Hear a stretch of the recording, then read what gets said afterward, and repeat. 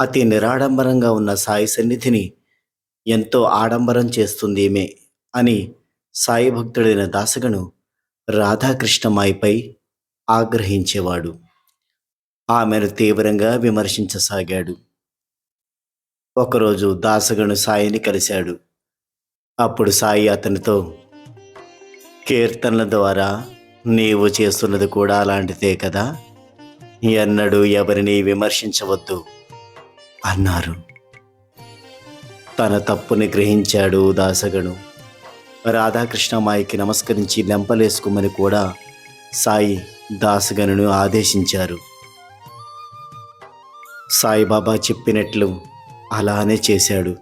రాధాకృష్ణమాయి కాళ్లను పట్టుకుని తనను క్షమించమని కోరాడు దాసగను. ఈ సంఘటనను బట్టి ఆధ్యాత్మిక మార్గంలో పయనిస్తున్న వ్యక్తికి తాను నమస్కరిస్తున్న పాదాలు దైవానివా, గురువువా కావా అనే ఆలోచన ఉండదు.